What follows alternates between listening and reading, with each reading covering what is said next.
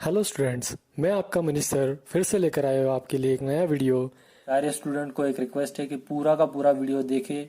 पूरा वीडियो देखे तो ही आपको पूरा कंसेप्ट समझ में आएगा, पूरे एग्जाम्पल समझ में आएंगे। अगर आप पूरा वीडियो नहीं देखोगे तो मेरा कोई नुकसान नहीं है, लेकिन आपके लिए ही हम वीडियो बना रहे हैं, तो आपको ये पूरे वीडियो पूरे के पूरा जितना कुछ है वो देखना पड़ेगा। Thank you. आज हम क्वेश्चन नंबर 7 देखने वाले हैं। इस क्वेश्चन नंबर 7 में दिया है हमें कि असिस्टेंट और स्टैटिस्टिक्स नाम के दो शब्द है। उसमें से अगर कोई एट रैंडम हम लेटर निकाले तो वो दोनों फाइंड सिलेक्ट किए हुए लेटर्स सेम होंगे, ऐसा हमें उसकी प्रोबेबिलिटी निकालनी है। ठीक है, तो सबसे पहला वर्ड हमारे पास है असिस्टेंट और दूसरा है स्टैटिस्टिक्स। स्टैटिस्टिक्स, ठीक है।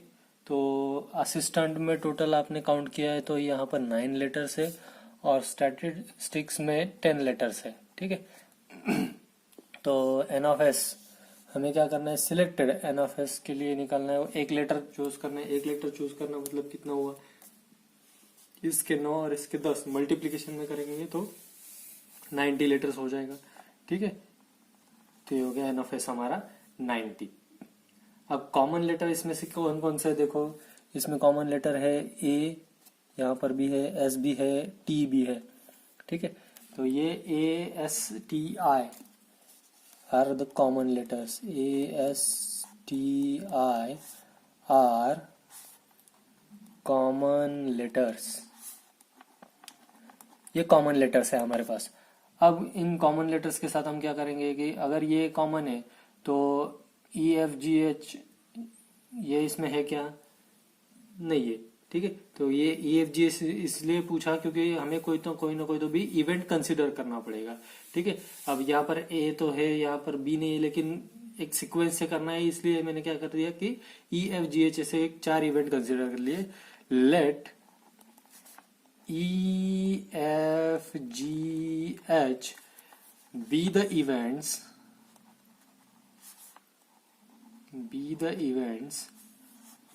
that A S T I are selected। ये सिलेक्ट किए गए ऐसे इवेंट कौन कौन से, ई एफ जी एच। अब ये जो है ये रिपीटेड है, लेकिन ये इवेंट्स कैसे हो गए फिर। अब देखो दीज इवेंट्स मतलब ये ई एफ जी एच, ये events, these are mutually exclusive event। exclusive events, ठीक है, ये म्यूचुअली एक्सक्लूसिव इवेंट्स हो गए।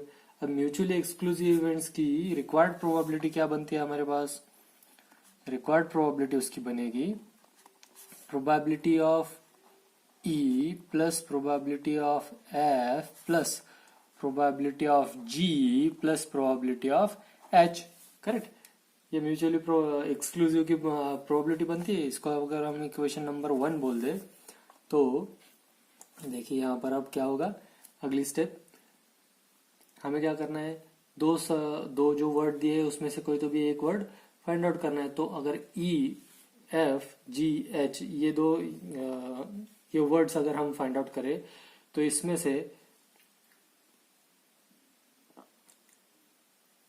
ए can be chosen in two ways from the first word and in one way from the second word। ठीक है, क्योंकि ए देखो, ए हमारे यहाँ पर ए यहाँ फर्स्ट में 2 टाइम है रिपीट हुआ है, तो इसको यहाँ से भी सिलेक्ट कर सकते हैं या यहाँ से भी सिलेक्ट कर सकते हैं। और यहाँ पर ए एक ही टाइम है, इसलिए इसको सिंगल टाइम मतलब यहाँ पर ये 2 टाइम से आपको आप चूज कर सकते हो। यहाँ पर एक ही टाइप है।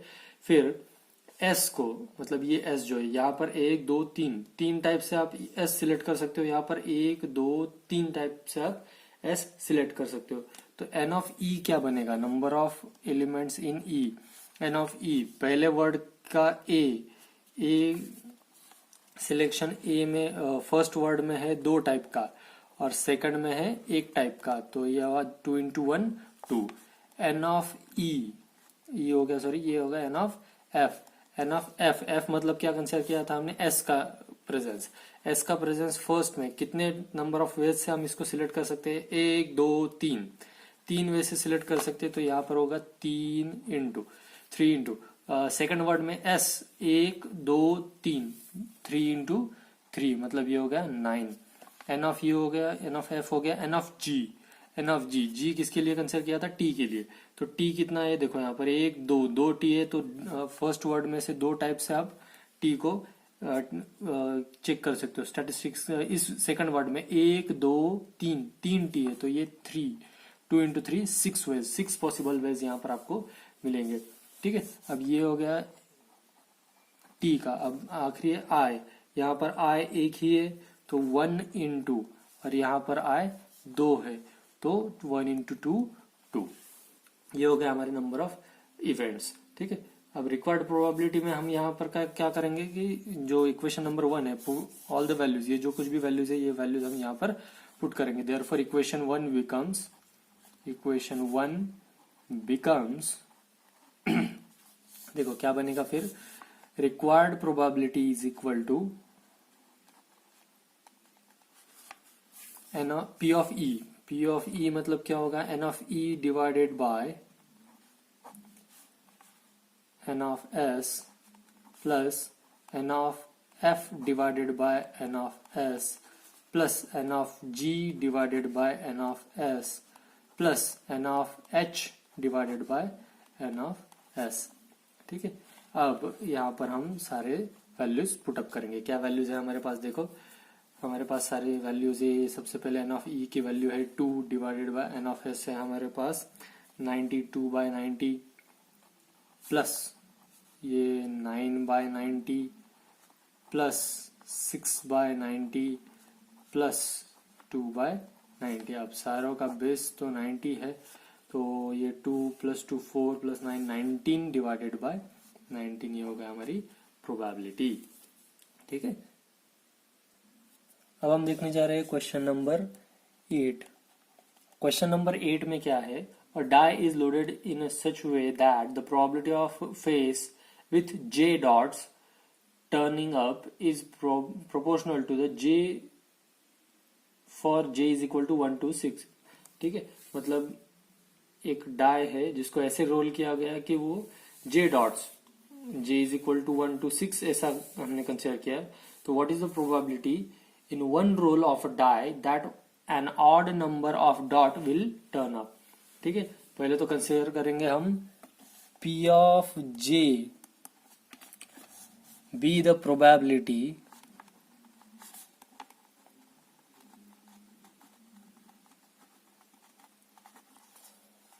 that J dots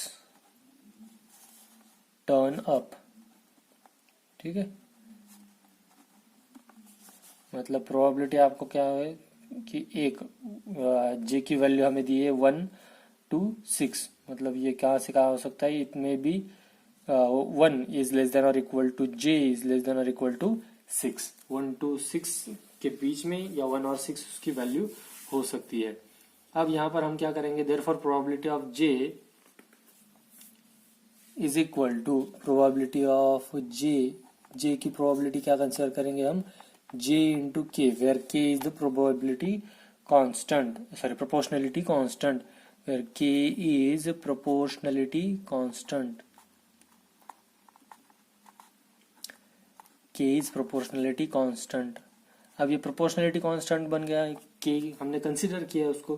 ठीक है, तो प्रोबेबिलिटी हमें पता है एट मोस्ट सबसे बड़ी प्रोबेबिलिटी क्या हो सकती है, ज्यादा से ज्यादा होके 1। सो summation of probability of j where j is equal to 1 to 6 is equal to 1।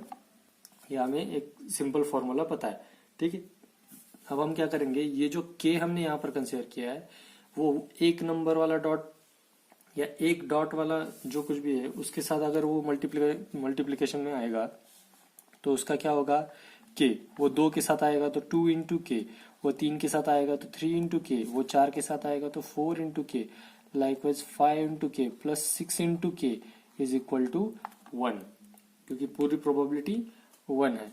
Therefore ये टोटल अगर आप करो तो इसका टोटल हो जाता है 1 + 2 + 3 6 + 4 10 + 11 21 k is equal to 1। Therefore k is equal to 1/21।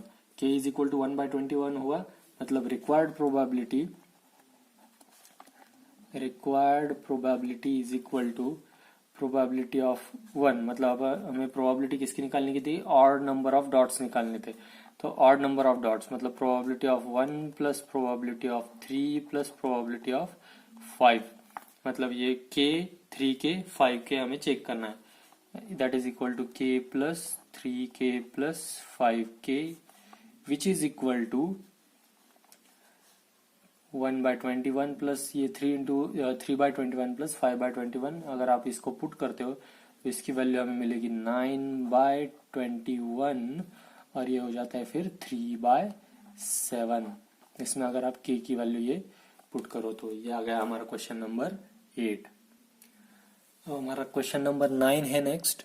Question number 9 में ऐसा दिया है कि एक अर्न है, मतलब सपोज कंसिडर कर लो अर्न वगैरह कुछ अलग नहीं है, एक बॉक्स है या फिर एक झोली है। उस झोली में 5 रेड और 2 ग्रीन बॉल्स है। अगर पहला ड्रॉ किया गया बॉल, एक बॉल जो ड्रॉ किया वो ग्रीन निकला तो उसमें रेड बॉल ऐड कर किया गया, अगर रेड निकला तो ग्रीन बॉल ऐड किया गया। मतलब आप अगर एक अर्न में से एक बॉल निकालते हो, अगर वो रेड बॉल होगा तो उसमें ग्रीन बॉल ऐड किया जाएगा, अगर वो निकाला हुआ बॉल ग्रीन होगा तो उसमें रेड बॉल ऐड किया जाएगा। ठीक है, ये उसका गिवन कंडीशन है।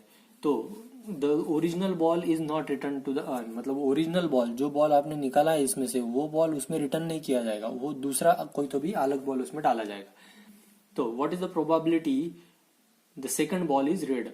ठीक है, अब मतलब ये एक निकाला आपने, दूसरा कोई तो जो कुछ भी रहा, रेड रहा तो ग्रीन पुट किया गया, ग्रीन रहा तो रेड पुट किया गया, और फिर सेकंड बॉल निकाला तो सेकंड बॉल रेड होने की प्रोबेबिलिटी हमें निकालनी है। अगर आप इस क्वेश्चन का एक मीनिंग समझ ले तो ये हमें मल्टीप्लिकेशन थ्योरम का एप्लीकेशन लगता है।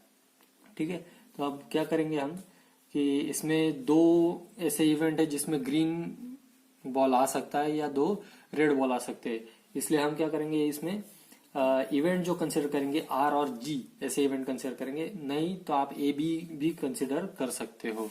ठीक है, so let us consider G1 be the event that first ball is green, first selected ball is green, ऐसा कंसिडर किया हमने। R1 be the event first selected ball is red and R be the event secondly drawn, secondly जो select किया गया, मतलब secondly जो ball select किया गया, secondly selected ball is red. ये तो इसकी प्रोबेबिलिटी हमें निकालनी है। ठीक है, इसलिए उसको आर कंसिडर किया। The required event will happen, जो ये आर बॉल है ये रिक्वायर्ड इवेंट कब होने वाला है, अगर हम जीवन के साथ उसका इंटरसेक्शन ले। क्यों, क्योंकि जीवन मतलब देखो यहाँ पर पहले इवेंट में अगर ग्रीन बॉल आप निकाल रहे हो तो ही उसमें रेड बॉल आ रहा है। ठीक है, और पहले से तो रेड बॉल उसमें थे, 5 रेड बॉल तो थे ही। सो R1 इंटरसेक्शन विथ R ये हुआ। तो required event happen if and only if this condition will happen. ये दोनों कंडीशन होने के बाद ही रिक्वायर्ड कंडीशन हमें मिलेगी। अब ये जो 2 इवेंट्स है ये म्यूचुअली एक्सक्लूसिव इवेंट्स हो गए। ठीक है, these 2 events are mutually exclusive events.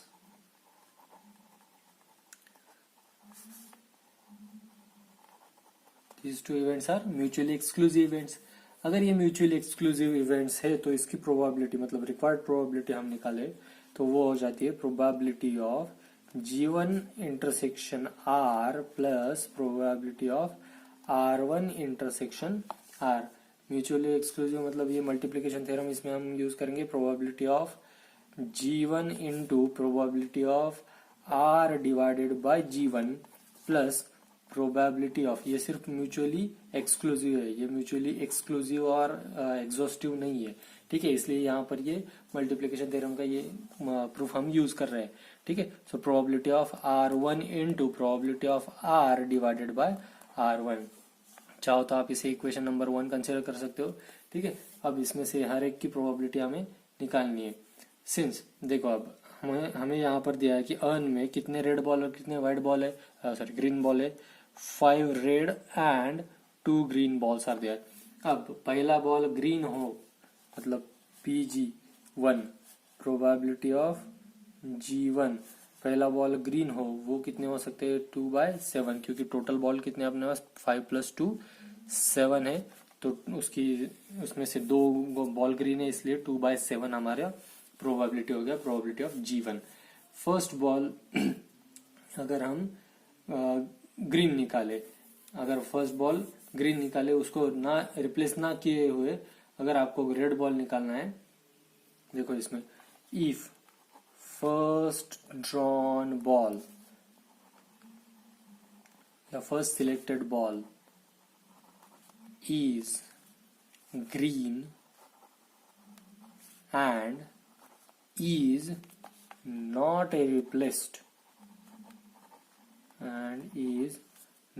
replaced और मतलब and one red ball is added, क्योंकि वैसा क्वेश्चन में बताया गया था कि हमें क्या करना है, अगर एक पहला हम बॉल ड्रॉ कर रहे वो अगर ग्रीन हुआ तो रेड बॉल ऐड करना है, अगर रेड हुआ तो ग्रीन बॉल ऐड करना है, ठीक है। तो ऐसा हुआ तो उसमें रेड बॉल तो बढ़ गए, नंबर ऑफ टोटल बॉल्स तो 7 ही रहे, 7 ही रहे, लेकिन हुआ क्या, उसमें रेड बॉल की संख्या बढ़ गई 5 से, अब वो 6 हो गए और ग्रीन बॉल बचा 1, ठीक है। तो when second ball is picked or selected, when second ball is selected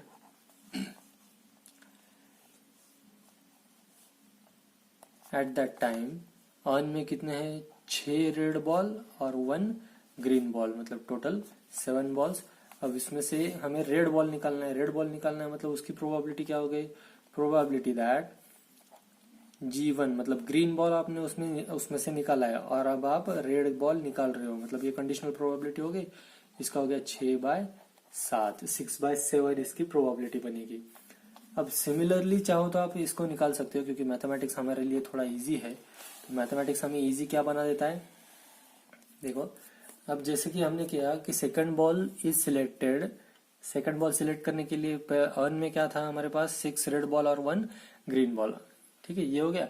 अब ऐसे ही हम निकाल सकते हैं सिमिलरली प्रोबेबिलिटी ऑफ R1, मतलब अगर पहला बॉल रेड बॉल निकले, अगर पहला बॉल रेड बॉल निकला तो क्या होगा, if first ball is red ball, तो रेड बॉल मतलब 5 रेड बॉल थे उसमें से, सॉरी हाँ 5 रेड बॉल थे उसमें से हमें निकालना है, तो टोटल 7, 5/7 उसकी प्रोबेबिलिटी। और प्रोबेबिलिटी ऑफ पहला इवेंट हो गया कि R1 निकाला रेड बॉल फर्स्ट, ठीक है, और उसमें से अब सिर्फ फिर से हमें रेड बॉल ही निकालना है, मतलब क्या हुआ कि रेड बॉल निकाल के अर्न में हमने क्या किया, फर्स्ट बॉल रेड बॉल निकाला, फिर उसमें ग्रीन ऐड किया, मतलब रेड बॉल निकाला तो पहले 5 थे, घट के 1 हो गया, मतलब 4 हुए रेड बॉल, और ग्रीन बॉल पहले 2 थे, 1 ऐड किया तो बना 3, 4 और 3 7, मतलब टोटल तो 7 ही रहे, लेकिन रेड बॉल कितने बचे 4, सो 4/7 उसकी प्रोबेबिलिटी हो गई। अब ये सारे के सारे हम क्या करेंगे, इक्वेशन नंबर 1 में पुट करेंगे, इसलिए इक्वेशन 1 बिकम्स, इक्वेशन 1 क्या होगा यहाँ पर रिक्वायर्ड प्रोबेबिलिटी में, ये हो जाएगा 2/7 इंटू 6/7 प्लस 5/7 इंटू 4/7, इसका सीधा सीधा कैलकुलेशन करें तो ये हो जाता है 12/49 प्लस 20/49 इज इक्वल टू 32/49, ठीक है, ये हो गया हमारा क्वेश्चन नंबर 9। अब हम देखेंगे क्वेश्चन नंबर 11। क्वेश्चन नंबर 11 में हमें गिवन है probability of A is equal to probability of conditional probability of A by B is equal to 1/5, probability of B by A is equal to 1/3। अब हमें find out करना है probability of, पहला जो है वो फाइंड आउट करना है probability of A dash by B, ये हमें फाइंड आउट करना है। इट इज गिवन दैट, ये हमें गिवन है, ठीक है। तो अब हम क्या करेंगे, ए इंटरसेक्शन बी,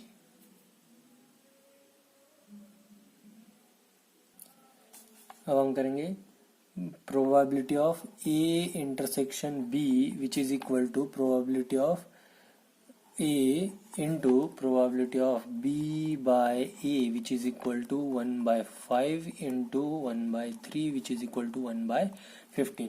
ये हो गया हमारा probability of A intersection B, क्योंकि इसके सारे के सारे वैल्यू हमें पता थे, ये हमने पुट कर दिया, ठीक है। अब probability of A intersection B is equal to probability of B into probability of A by B भी होता है, ठीक है। ये हमने पढ़ा था थ्योरम में। अब इसकी वैल्यू तो हमें पता है 1/15 आ गई।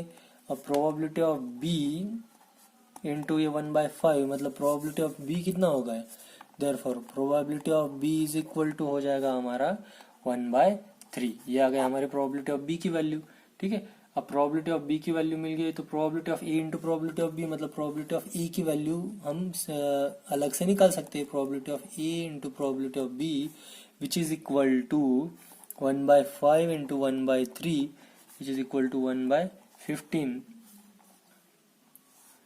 ठीक है। तो ये हो गया which is nothing but equal to probability of A into probability of B. इसका कंक्लूजन क्या हुआ, ये देखो, probability of A intersection B is equal to probability of A into probability of B, मतलब A and B are independent events, independent events, ये independent event हो गए।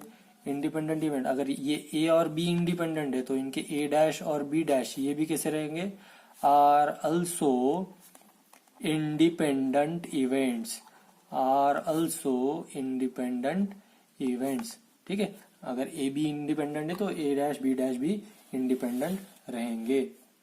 तो अब हम सॉल्व करने वाले हैं इसका फर्स्ट, जो कि हमें कहा गया है कि probability of A dash divided by B which is equal to आएगा हमारे पास probability of A dash intersection B divided by probability of B. अब probability of A dash intersection B मतलब probability of A dash into probability of B divided by probability of B. Probability of A dash क्या आएगा, probability of A dash, probability of A है हमारे पास, as we know that probability of A is equal to 1/5, therefore probability of a dash is equal to 1 minus 1/5 which is equal to 4/5, ठीक है।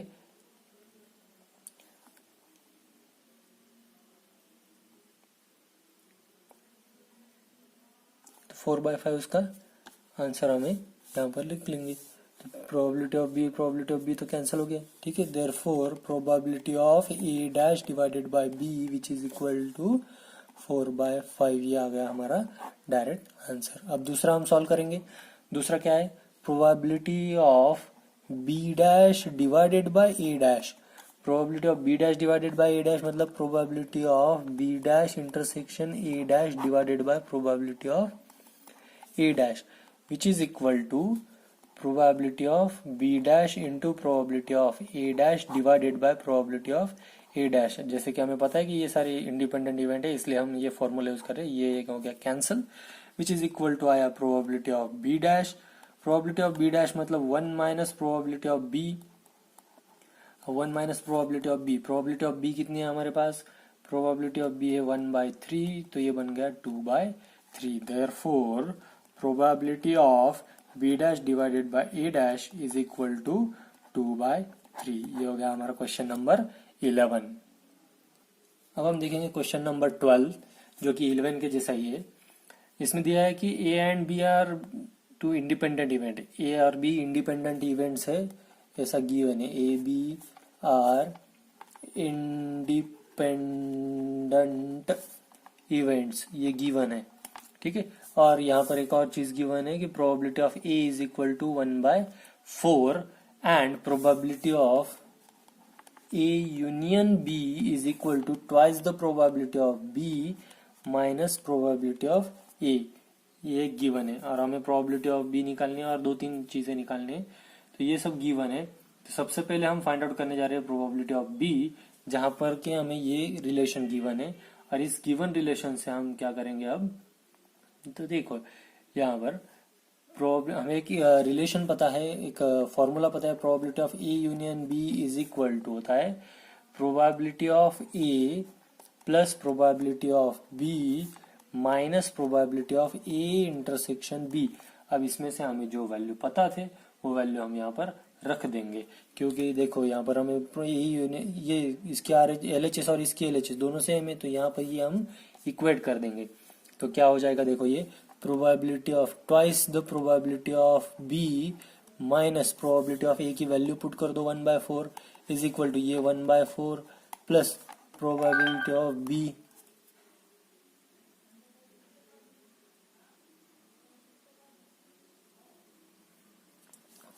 ठीक है minus probability of A intersection B, इसकी तो ये इंडिपेंडेंट इवेंट है इसलिए probability of A into probability of B हो जाएगा ये डायरेक्टली, क्योंकि इंडिपेंडेंट इवेंट है।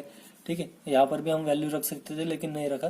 तो अब यहाँ पर क्या होने वाला है, देखो ये हमें प्रोबेबिलिटी ऑफ बी की वैल्यू निकालनी है। सारे प्रोबेबिलिटी ऑफ बी एक साइड ले लो, ये प्लस प्रोबेबिलिटी ऑफ बी यहाँ आया माइनस बन जाएगा, मतलब 2 - 1 probability of B is equal to ये हो गया, फिर -4 इधर आया तो ये 1/4 1/4 1/2 ठीक है। और फिर ये यहाँ से भी ये हो गया 1/4 minus 1/4 into probability of B, तो ये -1/4 इंटू प्रोबेबिलिटी ऑफ बी इधर आया तो ये हो जाएगा 5/4, मतलब 1 plus into probability of B is equal to 1/2। अब आप इसका कैलकुलेशन करो, तो कैलकुलेशन करने के बाद एकदम सिंपल आपको प्रोबेबिलिटी ऑफ बी मिल जाएगा। प्रोबेबिलिटी ऑफ बी रहेगा यहाँ पर 2/5, है ना इजी। अब इसका सेकंड हम कंपोनेंट फाइंड आउट करने जा रहे हैं। सेकंड कंपोनेंट इसका है probability of A by B, जैसे कि ए और बी इंडिपेंडेंट इवेंट है। ठीक है, अगर ए और बी इंडिपेंडेंट इवेंट है तो यहाँ पर हमें सिर्फ फाइंड आउट क्या करना है, प्रोबेबिलिटी ऑफ ए, जो कि हमें गिवन है, विच इज इक्वल टू 1/4। ये डायरेक्टली आ जाएगा, इसका कोई सोल्यूशन वगैरह अलग से निकालने की जरूरत नहीं है। अब अगला है हमारे पास probability of B dash divided by A. अब ये भी हमें पता है कि if A and B are independent then A dash, ठीक है। अब यहाँ पर अगर ये इंडिपेंडेंट है तो इसका क्या आएगा, सीधा सीधा आंसर आएगा इसका probability of B dash. Probability of B तो हमने निकाला है, प्रोबेबिलिटी ऑफ बी डैश मतलब 1 minus probability of B which is equal to 1 minus probability of B है हमारे पास 2/5 विच इज इक्वल टू 3/5। ये हो गया हमारा क्वेश्चन नंबर 12। आई होप आप सबको ये क्वेश्चन समझ में आ रहे हैं। फिर भी मैं आप सबको कहना चाहता हूँ कि आप पूरा वीडियो नहीं देख रहे हो। सारे स्टूडेंट को एक रिक्वेस्ट है कि पूरा का पूरा वीडियो देखे, पूरा वीडियो देखे तो ही आपको पूरा कंसेप्ट समझ में आएगा, पूरे एग्जाम्पल समझ में आएंगे।